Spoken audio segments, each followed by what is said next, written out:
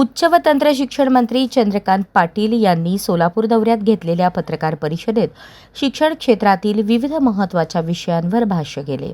विद्यार्थ्यांची फसवणूक करणाऱ्या शैक्षणिक संस्थांवर फौजदारी गुन्हे दाखल करण्याचे आदेश देण्यात आल्याची माहिती त्यांनी दिली.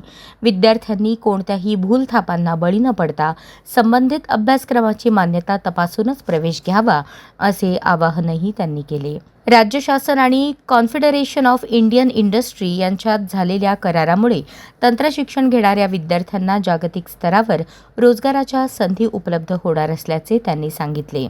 उद्योग क्षेत्राच्या गरजेनुसार कौशल्याधारित शिक्षणाला प्राधान्य देण्यात येत असून विद्यार्थ्यांना अधिक सक्षम बनवण्यासाठी शासन प्रयत्नशील असल्याचे त्यांनी नमूद केले.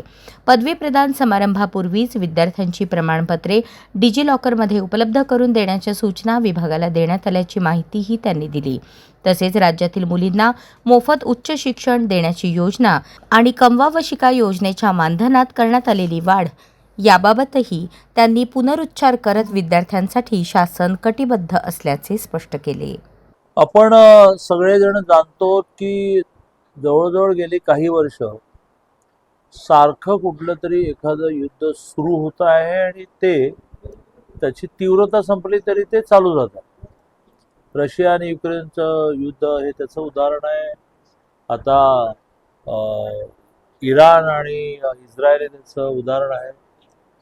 आणि त्या सगळ्या याच्यामुळे सगळी जगभराची डिस्ट्रीब्युशन चेन, वितरणाची जी साखळी आहे ती डिस्टर्ब होते.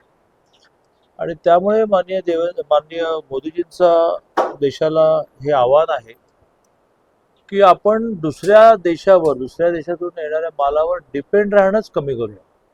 यातून आपलं चलनही वाचेल, आपलं परकीय चलन वाचेल. आणि अशा घटनांच्या वेळेला ज्याला पॅरलाइज होणं म्हणतात, सगळं विस्कळीत होणं असं होणार नाही. आज घरगुती गॅसच्या बाबतीमध्ये सुरुवातीला युद्ध सुरू झालं त्यावेळेला खूप बोंबाबोंब झाली, रांगा लागल्या, लोक पॅनिक झाले. काही वेळेला मोदीजीने हे आवाहन केलं होतं की काही घरगुती गॅसला प्रॉब्लेम येणार नाही, तुम्ही अनावश्यक साठा वाढवू नका. आणि मग झालं, सगळं सुरळीत पार पडलं. कमर्शियल गॅसच्या बाबतीमध्ये त्याने हा आग्रह धरलेला आहे की आपल्या देशात तयार होणारा जो गॅस आहे, जो पाईपने मिळतो, तो हळूहळू सगळ्या हॉटेल्सने, खानावळीने आणि मेसने तो गॅस लावून घेतला पाहिजे.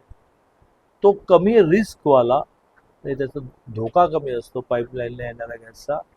आणि सगळ्यात महत्त्वाचं म्हणजे त्याचा शॉर्टफॉल होणार नाही, त्यातून निर्माण होणारा पैसा आपल्या देशात राहील. आणि योग्य वेळेला योग्य आवाहन माननीय मोदीजींनी केलं आहे आणि त्याचा विचार केला पाहिजे. मेट्रो आणि पब्लिक व्हेकल वापरा हा तर पुण्या मुंबईसारख्या ठिकाणी आता अत्यंत आवश्यक भाग झालेला आहे. कारण रोज नवीन वाहनं किती येतात सांगू, मी पुण्यापुरतं सांगतो, सोलापूरचे आकडे येऊन सांगेन. पुण्यामध्ये 53 लाख वाहनं असताना गेल्या वर्षीच्या दिवाळीच्या पाडव्याला एका दिवशी 17,000 वाहनं घेतली. एका दिवशी 17,000. म्हणजे हे गेल्या वर्षीचे आकडे मी सांगतो. एव्हा पुण्यातली वाहनाची संख्या 54, 55, 56 लाखावर गेली असते. रस्ते हे काही ठिकाणी रुंद करता येतात, पण सगळ्या ठिकाणी रुंद करता येत नाही. कारण तुम्ही लोकांना किती मागे जा म्हणणार, ओव्हरब्रिजेस किती करणार. आता पुण्यामध्ये आपण अंडरग्राऊंड भुयारी रस्त्यांचा मार्ग काढतो, पण ते किती करणार. मग पर्यावरणाच्या दृष्टीने सुद्धा म्हणजे प्रदूषण वाचावं म्हणून आणि गर्दी वाचावी म्हणून पुण्यामध्ये आता 2.25 लाख लोक मेट्रोने प्रवास करतात. सगळे पुण्यातले मेट्रो ट्रॅक पूर्ण होतील त्यावेळेला 8 लाख लोक मेट्रोने प्रवास करतात. तुम्ही कल्पना करा की त्या काळामध्ये मुंबईची लोकल आली नसती तर आजच्या गर्दीमध्ये मुंबई चालूच शकली नसती. मेजर गर्दी बऱ्याच वेळेला आम्ही मिनिस्टर सुद्धा ट्रेनने जाणं प्रिफर करतो, मुंबईच्या बेस्ट बसने जाणं प्रिफर करतो. त्यामुळे मला असं वाटतं की अतिशय योग्य आवाहन माननीय मोदीजींनी केलं आहे. ते देशाचं चलन वाचायलाही आवश्यक आहे, प्रदूषण वाचायला आवश्यक आहे आणि ट्रॅफिकचा जो मेस झालेला आहे तो मेस कंट्रोल करण्यासाठी सुद्धा आवश्यक आहे. हे झालं सगळं. आता त्याचा कॅबिनेटमध्ये ज्यावेळेला डिसिजन होतो त्यावेळेला त्याच्यानंतर काही उरत नाही. आता त्याचा GR निघायला लागतो, तो निघाला असेल काल परवा, मी माहिती घेतो. आता एकच टेक्निकल अडचण आहे, तिच्यावर पण मात करतोय की आपण इंजिनिअरिंग कॉलेज सुरू करण्याचा निर्णय केल्यानंतर AICTE ते पाठवून त्याची परवानगी घ्यावी लागते. ती दरवर्षी आपल्याला सगळ्या कॉलेजेसची दरवर्षी आपल्याला सगळ्या नवीन कॉलेजेसची घ्यावी लागते. तिचा कालावधी संपलाय, म्हणून मग डिपार्टमेंटने एक AICTEला पत्र लिहिलं विनंती करणार. उद्या माझ्या सहीचं जाणार आहे. परवा मी मान्य देवेंद्रजींना, मान्य मुख्यमंत्री महोदयांना आग्रह करणार की तुमचं एक पत्र आम्हाला द्या. वेळ पडली तर दिल्लीत जाऊन बसेल. AICTEची परवानगी एवढंच राहिलंय, बाकी सगळं झालंय. ऑलरेडी त्या कॅम्पसमध्ये जी टेक्स्टाईलची इमारत आहे त्याच्यासाठी 11 कोटी रुपये सँक्शन झाले आहेत. ती आता डागडुजी करून आवश्यक गोष्टी ज्या आहेत त्या आणून आपण ह्या म्हणजे एकदा AICTEने परवानगी दिली की कॅपमध्ये नाव आलं, म्हणजे जे विद्यार्थी सोलापूर इंजिनिअरिंग कॉलेज प्रेफर करतील ते ॲडमिशन म्हणून आले. प्राध्यापक आम्ही डिपार्टमेंटमधून आता तात्पुरते काही देणार, मग रिक्रूट करणार. त्यामुळे प्राध्यापकाची सॅलरी गव्हर्नमेंट करणार, पुणे गव्हर्नमेंट इंजिनिअरिंग कॉलेज आहे. आत्ता 11 कोटी आणि नंतर माझ्या माहितीप्रमाणे 180 कोटी रुपये मिळणार की ज्याच्यातून स्वतंत्र इमारत उभी राहील. गोंधबाबा अशोक खरात प्रकरणामध्ये रुपाली चाकणकरांची आज नाशिकमध्ये जे आहे ती SITने चौकशी केलेली आहे. खरं तर त्यांची अनेक तास जे आहे ती चौकशी SIT करून झालेली आहे. कशा प्रकारे बघताय या संदर्भात? नाही, ही आपल्या देशातली एखादा विषय समोर आल्यानंतर त्याच्या निष्कर्षावर जाण्याची एक प्रक्रिया आहे. मग एखादी SIT अपॉइंट होते, त्याच वेळेला ED त्यात आर्थिक काही घपले असते ते इन्व्हॉल्व होते, आणि ज्याच्यावर संशय आहे त्याने त्याच्या चौकशीला सामोरं जाऊन सहकार्य करायचं असं. त्यामुळे त्या गेल्या आहेत. काय निष्कर्ष निघेल त्याप्रमाणे आपण मत बनवलं पाहिजे. आपण आधीच काही मत तयार करणं हे चांगलं नाही. सामाजिक कार्यकर्त्या अंजलिया दमय्या ज्या आहेत त्यांचं कॉल जे आहेत ते अनेक शेकडो कॉल जे आहेत ते गोंधबाबा अशोक खरात किंवा त्यांच्या बहीण रुपाली चाकणकरांच्या बहीण ज्या आहेत त्यांच्यासोबत आर्थिक व्यवहार जे आहेत तसा आरोप देखील ते करतात. काय करतात आरोप?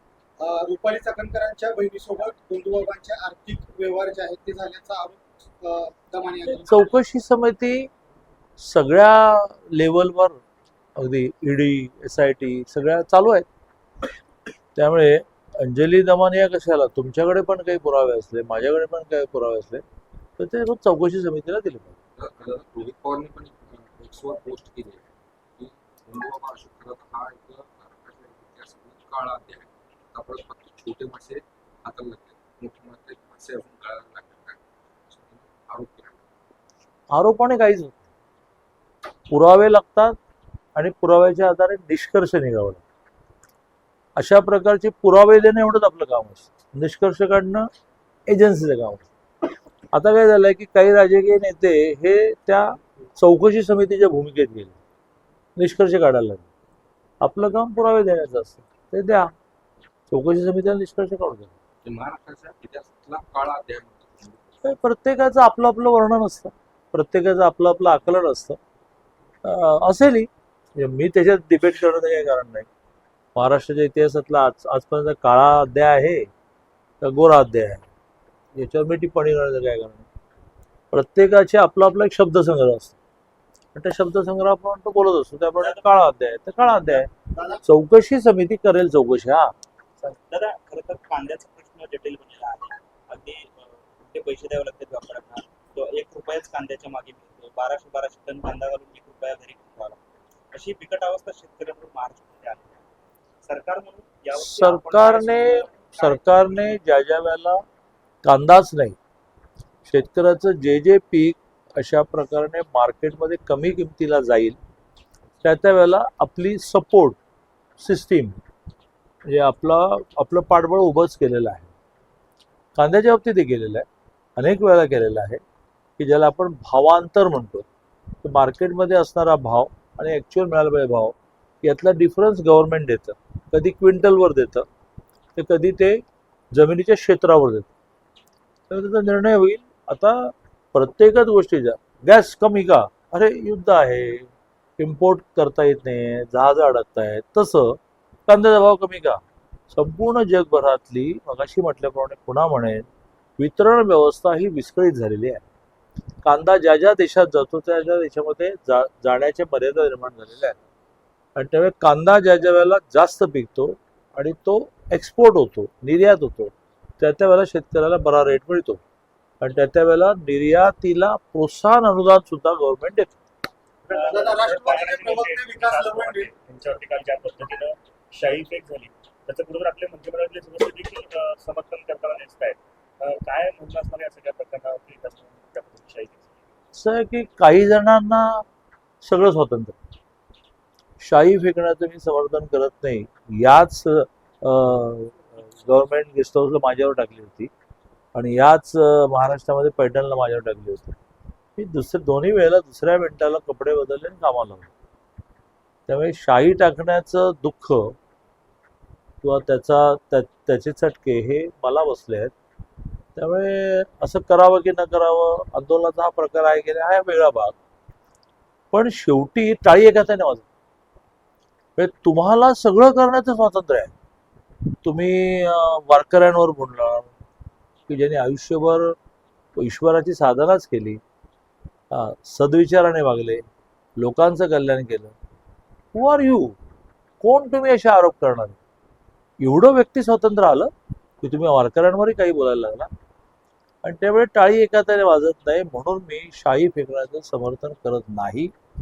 कायदा ह्या महाराष्ट्रामध्ये देशामध्ये आहे, कायद्याचं राज्य आहे, त्यामुळे त्या मार्गाने जायला पाहिजे. पण त्यांच्या ज्या भावना आहेत की वारकरी असे आहेत तसे आहेत, तशा इतरांच्या भावना आहेत की ज्या भावनांमध्ये त्यांना नाही आवडलं, त्या न आवडणं व्यक्त करण्याची प्रत्येकाची पद्धत वेगळी आहे. असुद्दीन ओवैसी असं म्हणतात की वंदे मातरम हे काही राष्ट्रगान होऊ शकत नाही किंवा एका विशिष्ट धर्माचं कौतुक त्याच्यामध्ये, त्यामुळे असं राष्ट्रगान होणार नाही असं असुद्दीन ओवैसींचं. विशिष्ट धर्माचं त्याच्यात काय कौतुक आहे मला माहित नाही. भारत मातेला वंदन करणं याच्यामध्ये काय चुकीचं आहे मला माहित नाही. पण शेवटी एका विशिष्ट धर्माचं वर्णन, गुणगान त्यात आहे. तोच ह्या देशाचा धर्म आहे ना, मूळ धर्म.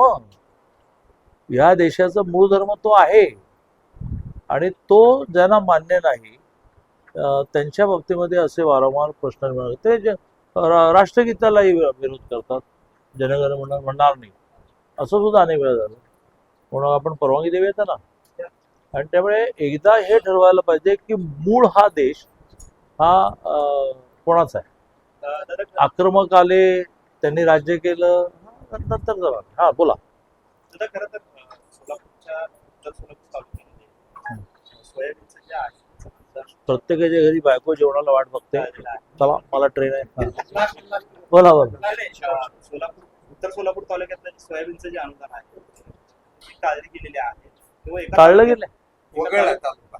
तालुका सोयाबीन सोयाबीन अनुदान. वगळला गेलेला आहे सोयाबीन. त्याचं निवेदन घ्या, ताबडतोब करताय. तर एक महत्त्वाचा प्रश्न, 27 जाती अशा आहेत ओबीसी देशातल्या ज्या महाराष्ट्रात ओबीसी आहेत, पण त्यांच्यातल्या ज्या क्षुल्लक चूक आहेत, स्पेलिंग मिस्टेक आहे, कॉलर नाही, स्पेस, अशा सगळ्या तांत्रिक गोष्टींमुळे केंद्रीय ओबीसीच्या यादीमध्ये वगळल्या गेले. त्यामुळे 2 कोटी लोकांचं नुकसान होतं आहे. यासाठी आपल्या घटनेच्या चौकटीमध्ये एक मागास आयोग नेमलेला असतो. तो मागास आयोग, त्या मागास आयोगाकडे आपण निवेदन देऊ शकतो. मलाही हा विषय नवीन कळलाय, तर मी पण पाठवतो. आपलं मागासवर्ग आयोग जे महाराष्ट्राचं आहे सरकार, महाराष्ट्र सरकार त्यासाठी वारंवार प्रयत्न करतात. गेली अनेक वर्ष केंद्रात. मी जरा तुमच्या या मुद्दा उपस्थित करण्यामुळे मी पण विशेष लक्ष देतो. चला. चला. तुम्ही म्हणला की शाही फेकचं मी समर्थन करत नाही. सोशल मीडियावर तुम्ही असं ट्वीट करतात किंवा पोस्ट करतात की या हल्ल्याचं समर्थन जे आहे शाही फेकचं समर्थन जसं हा शाही फेक प्रकरण आहे, सरकार पुरस्कृत आहे का, अशा चर्चा. सरकार कायद्याचं राज्य मानतं आणि त्यामुळे कायदा हातात घेण्याचं समर्थन सरकार करणार नाही. पण नितेश राणेंना एक व्यक्ती म्हणून त्यांचं काही स्वातंत्र्य आहे की नाही, की ज्याच्यामध्ये त्यांनी त्यांचं मत मांडलं आणि मी पण तेच जरा वेगळ्या शब्दात मांडलं की टाळी एका हाताने वाजत नाही. तुम्ही काही बोलायला तुम्हाला अधिकार आहे, मग माझ्या भावना व्यक्त करताना माझ्या भावना व्यक्त करण्याचं माझं माध्यम ते आहे. त्याचा अर्थ नितेश राणे व्यक्ती म्हणून त्याचं समर्थन करतील, नितेश राणे मंत्री म्हणून त्याचं समर्थन करणार नाही, याचं कारण सरकार हे नेहमीच कायद्याचं राज्य मानतं. पण पुन्हा एकदा नितेश राणेंच्या पण भावना आहेत, त्या प्रखर आहेत आणि त्या व्यक्त करण्याची त्यांची एक नितेश राणे नावाची एक स्टाईल आहे. माझी एक स्टाईल आहे, त्यांची एक स्टाईल. दादा खरं तर महाराष्ट्रामध्ये 10वीच्या परीक्षेमध्ये जवळपास 8% मुलं जे आहेत ते मराठी विषयात नापास झालेले आहेत. खरं तर चिंतेचा प्रश्न आहे. आता तुमची पण बसून परीक्षा घेते, तुम्ही पण नापास व्हाल. चिंतेचाच विषय आहे. एक वाक्य आपण कोणी पूर्ण मराठी म्हणू शकत नाही. चला आता मी देतो एक वाक्य म्हणून टाकू मराठी.